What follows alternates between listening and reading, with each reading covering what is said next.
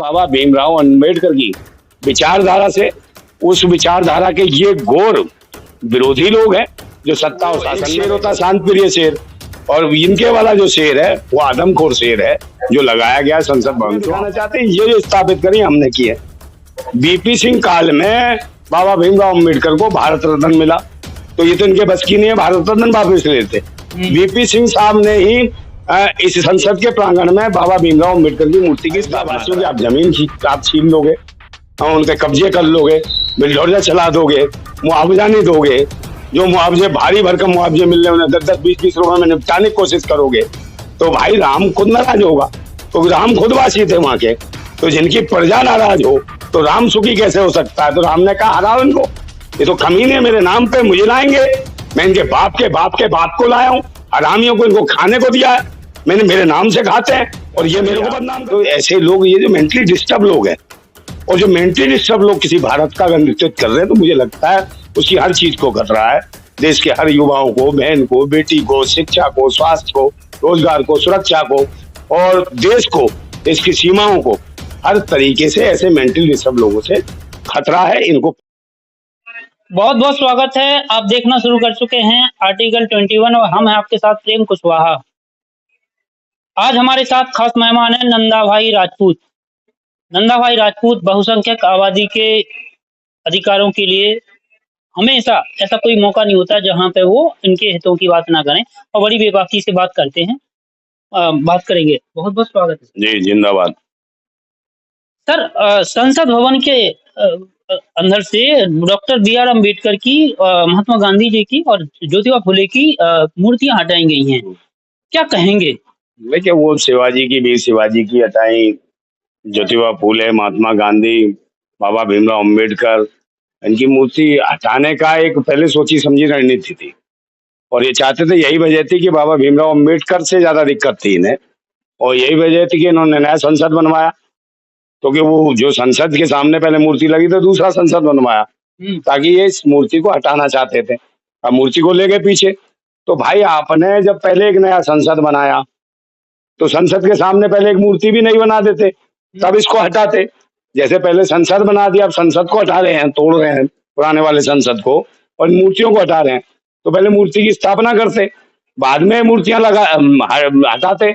मगर इन्होंने सीधा मूर्ति हटाने का काम करा। बाबा भीमराव अंबेडकर की विचारधारा से, उस विचारधारा के ये घोर विरोधी लोग हैं जो सत्ता और शासन में बैठे हुए हैं, ये नहीं चाहते बाबा भीमराव अंबेडकर का जो संविधान जो चलता रहे, सुचारू रूप से चलने वाली बात है, या लोकतंत्र मजबूत रहे, इस पर ये काम करना नहीं चाहते। नंदा भाई, जैसे नया संसद भवन जब बना तो उसका उद्घाटन हुआ तो सेंगोल स्थापित करके किया। यहाँ पे डॉक्टर बी.आर. अम्बेडकर की मूर्ति हटाना, ज्योतिबा फुले की, मतलब किस ओर देश को ले जाने की सोच है? देखिए, इशारा तो वही करती है ना। सिंगोल के साथ साथ आपने देखा वो क्या नाम है, अशोक जो चिन्ह था, समझे, प्रतीक चिन्ह जो था, रूप रंग बिगाड़ा, उसको बिगाड़ा। तो प्रतीक चिन्ह जो शेर का था, ठीक है ना, उस शेर को किस तरीके से दिखाया। पहले वो शांति प्रिय शेर था, इन्होंने चीखता हुआ, चिंगारता हुआ दिखा दिया। किस प्रकार का? जैसे आप देखते हो नरसिंह अवतार को, तो आपका वो अशोक नहीं है, अशोक वाला वो चिन्ह नहीं है, अब नरसिंह अवतार वाला हो, समझे। वो एक शेर होता शांत प्रिय शेर, और इनके वाला जो शेर है वो आदमखोर शेर है जो लगाया गया संसद भवन के वहां पर। तो ये देश और राष्ट्र के लिए ठीक नहीं, क्योंकि इनकी मानसिकता ही वही है। आदमखोर से तो आदमियों का वो करेगा, आदमियों को चीरेगा, फाड़ेगा। से मोदी जी आए हैं, पहले कहते थे पैदा है माँ से, अब कहते हैं पता नहीं माँ से पैदा हूं कि नहीं हूं। तो जो व्यक्ति अपनी माँ को गाली दे रहा हो और खुद कहता हूं मैं प्रकट हुआ हूं, तो कहां से प्रकट हुआ मोदी? मूर्ति हटाने के मामले को लेकर उदित राज जो पूर्व सांसद रहे हैं, उन्होंने एक आह्वान किया है, और जो डॉक्टर अम्बेडकर को और बहुजन समाज की जो संगठन है वो प्रोटेस्ट करने जा 26 को है। तो क्या लगता है कि मतलब दोबारा से स्थापित हो पाएंगी? देखिए, स्थापित तो होनी है, ये उसे हटा नहीं सकते। ये चाहते हैं कि ये जो है, ये बताना चाहते हैं आरएसएस के लोग और ये कि ये मूर्ति की जो स्थापना करी हमने की है, क्योंकि ये उस मानसिकता के हैं जो आप कहते हो मनुवादी मानसिकता वाले लोग। तो वोट बटोरने की राजनीति हो सकती है, बटोरने के भी दूसरे इतिहास में दिखाना चाहते हैं, ये जो स्थापित करी हमने की है। बीपी सिंह काल में बाबा भीमराव अम्बेडकर को भारत रत्न मिला, तो ये तो इनके बस की नहीं है भारत रत्न वापस लेते। वीपी सिंह साहब ने ही इस संसद के प्रांगण में बाबा भीमराव अम्बेडकर की मूर्ति की स्थापना कराई। तो वो वीपी सिंह जो सरकार थी, वो मंडल कमिश्नरों की रिपोर्ट या सिफारिश को लेके आगे चल रही थी। वो है भी ओबीसी, एससी, पिछड़े, अल्पसंख्यक, आदिवासी, उनके अधिकारों की मंडल कमीशन जो सिफारिश करता था, वो लोग थे, उस विचारधारा के लोग थे, जो संविधान चाहता है, जो संविधान को मानने वाले लोग थे। तो उन्होंने ये स्थापना करी थी, ये चीज इनको हजम नहीं हुई, तो इन्होंने कहा इनका हटाओ नाम और हम अपना करेंगे। तो मूर्ति तो इन्हें लगानी पड़ेगी, और ये जानते हैं कि भारत के लोग इतने जागरूक हैं कि अगर हमने मूर्ति नहीं लगाई तो कहीं दिक्कतें खड़ी ना हो जाए भारतीय जनता पार्टी के लिए, कांग्रेस के लिए भी। कांग्रेस भी दो शब्द बोलने को तैयार नहीं है, कांग्रेस की भी मंशा वही है। और दूसरे नंबर इन्हें कहा कि महात्मा गांधी 80-82 से पहले एक फिल्म आई थी, 82 के पास, जब से महात्मा गांधी को लोग जाने पहचाने।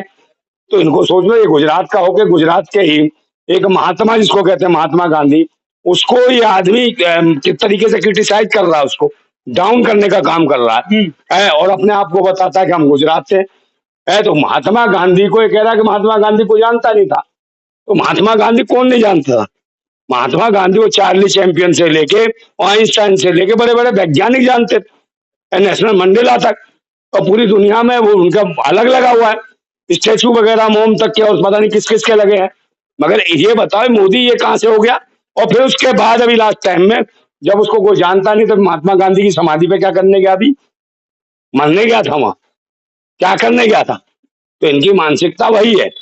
और यहीं पे एक सवाल बनता है, महात्मा, मेरी बात सुनो, चुनाव के बाद जिस बात कर रहे थे रामलला की, रामलला जो राम को लाया है हम उसको लाएंगे, तो उसी अयोध्या नगरी से हारे। क्यों हारे? क्योंकि जो लल्लू सिंह था उसने ये कहा कि हम भाई 400 पार संविधान खत्म करेंगे, नया संविधान लाएंगे।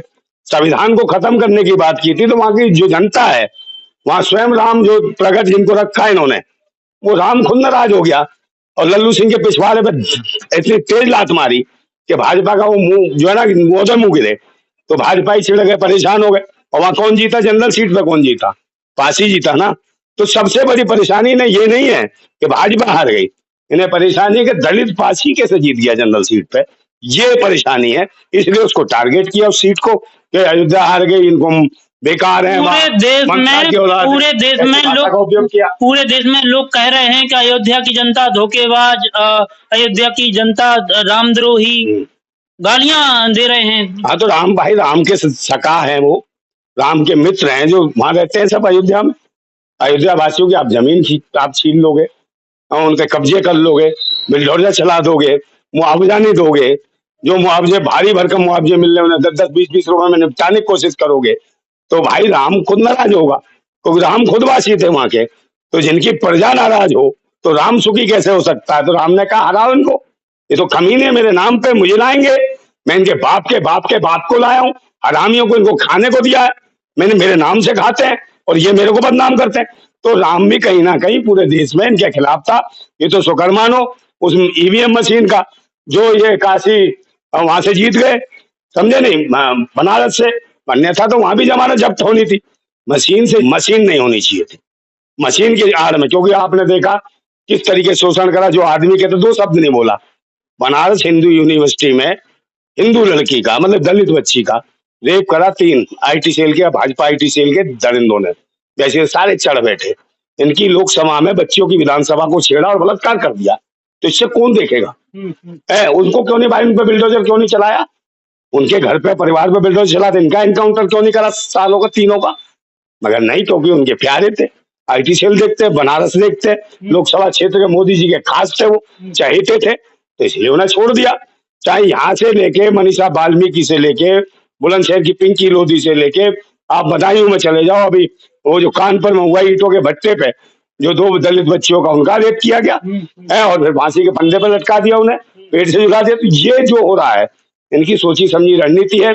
इसी की वजह से मैं क्या करूं, इसी की वजह से ये लोग ये चाहते हैं कि उसको हम स्थापना कर दो। उन्हें जलन होती है भाई, धर्म के नाम पे कब तक लोग गुमराह करोगे?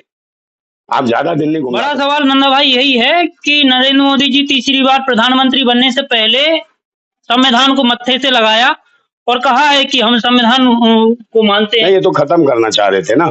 कैसे? हाँ, ये कह रहे थे हम संविधान पुराना हो गया, खत्म कर देंगे, तो उसमें औकात दिख गई इन्हें कि भाई संविधान में बहुत ताकत है, मैं दिखाया ड्रामा। तो उसी प्रकार से संविधान को माथा टेका इसने। ये है नाथूराम गोडसे के अनुयायी। जिस प्रकार नाथूराम गोडसे पिस्टन छुपा के गया था और महात्मा गांधी के पैर छुए थे और टाई से गोली मार दी थी, इसी प्रकार मोदी ने संविधान के आगे मत्था टेका है और इसी को उड़ा देगा संविधान को। ये इनकी मंशा है, इस मानसिकता के लोग हैं और इनसे ज्यादा लड़ना पड़ेगा, क्योंकि हमारे संविधान को, लोकतंत्र को, हमारे अधिकारों को, हमारे युवाओं के अधिकारों को, बच्चों के अधिकारों को, सारे रोजगार, शिक्षा, स्वास्थ्य सेवाएं जैसे केंद्रों को इन्होंने बंद करने का काम किया।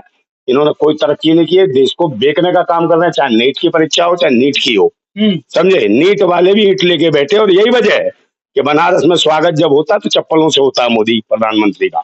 चप्पल पड़ी ना भैर से, समझे नहीं? तो ये हालत है, चप्पलें पड़ रही है ना, कल जूता पड़ेगा है, चप्पलें और जूता पे कहीं ना कहीं सांसद कूटा, ये हालत होने लगेगी भाजपा वालों की। तो कूटने का नंबर आ गया ना, कोई नहीं बचा। जो भारतीय संविधान और लोकतंत्र को बदहाल करने की कोशिश करेगा उसको बख्शेगा नहीं भारत के लोग। और जिस प्रकार की हरकत है ये महापुरुषों के साथ कर रहे हैं, चाहे बाबा भीमराव अम्बेडकर हो, महात्मा गांधी हो, ज्योतिबा फूले हो या फिर वीर शिवाजी हो, इनके साथ जिस तरीके का दुर्व्यवहार मूर्तियों के साथ किया, अगर ये मूर्तियां, भव्य मूर्तियां ऊंची नहीं लगाई गई तो मुझे लगता है कि मूर्ति नहीं लगी तो इनकी बुरी स्थिति होने वाली है, भाजपाइयों की, आरएसएस वालों की। इसे कोई नहीं बचा पाएगा। नंदा भाई, आखिरी और अहम सवाल, 2014 के चुनाव प्रचार में नरेंद्र मोदी जी ने कहा था कि सौगंध मुझे इस मिट्टी की, मैं देश नहीं बिकने दूंगा, और इसके बाद से ही जैसे प्रधानमंत्री बने तो वैसे ही सरकारी संस्थाओं को निजी हाथों में देना, जिससे बेरोजगारी और महंगाई पे बहुत ज्यादा असर पड़ा है। क्या कहेंगे? सौगंध तो सब किसी की भी खा लेता, महाझूठा है, वर्ल्ड का फेमस झूठा है, महाझूठा। समझे? एक हिटलर था तानाशाही, ये महाझूठलर है। इसे झूठ का तो कोई, इसकी सीमा ही नहीं है। कभी तो अपनी माँ से पैदा हुआ, पहले माँ को कहता था मेरी माँ है, फलाना है, फिर कहला पहला चुनाव है जब माँ के बिगड़ में हालत मेरी खराब हो गई, माँ चली गई तो। और कहता मैं माँ से पैदा हूँ कि नहीं हूँ। जो अपनी माँ पे लांछन लग रहा है, उसके सतीत्व पे लांछन लगा रहा है, जो अपने बाप को नहीं जान रहा क्या कर गया। तो ऐसे लोग, ये जो मेंटली डिस्टर्ब लोग हैं, और जो मेंटली डिस्टर्ब लोग किसी भारत का अगर नेतृत्व कर रहे हैं, तो मुझे लगता है उसकी हर चीज को खतरा है। देश के हर युवाओं को, बहन को, बेटी को, शिक्षा को, स्वास्थ्य को, रोजगार को, सुरक्षा को और देश को, देश की सीमाओं को, हर तरीके से ऐसे मेंटली डिस्टर्ब लोगों से खतरा है। इनको पागल खाने में होना चाहिए। समझे? इस तरीके की जो भावना रखते हुए मैं प्रकट हो रहा हूँ, तो ऐसी शब्दों का उपयोग आप ज्यादातर जाइए किसी भी मनोचिकित्सक के पास, ऐसे लोग ज्यादा मिलेंगे कि मैं प्रकट हुआ हूँ, कि मैं आसमान में उड़ता हूँ, कि मैं तुरंत से कैच कर लेता हूँ, कि मैं यहाँ पैर रखता हूँ तो वहां चला जाता है। तो ऐसी मेंटली डिस्टर्ब लोग मनोरोगी हैं, तो इनका इलाज होना प्रधानमंत्री मोदी जी को मेंटली डिस्टर्ब बता चाहिए। रहे हैं। मेंटली डिस्टर्ब इलाज करेंगे हम लोग, क्रांतिकारी हैं, समझे नहीं? हमारे पास तो है, ऐसे इंजेक्शन है, ऐसे बाण है, फाड़ के जाएंगे अंदर, समझे नहीं? पूरा फाड़ के जब जाए इनका इलाज ठीक कर देंगे, दिमाग सही हो जाएगा। समझे? अभी तो फटी पड़ी है इनकी, क्या फटी पड़ी है? दिमाग की नस। कि कैसे देश के लोगों को हम समझाएं।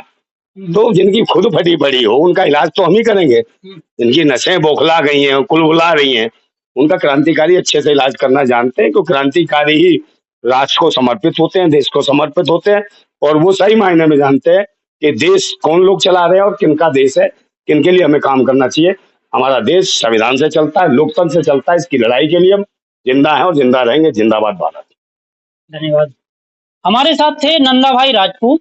उन्होंने अपनी बात बड़ी बेबाकी से रखी है। आप इस वीडियो पे क्या राय रखते हैं? कमेंट बॉक्स में अपनी प्रतिक्रिया जरूर दें। हमारे चैनल को लाइक करें, सब्सक्राइब करें, शेयर करें। धन्यवाद।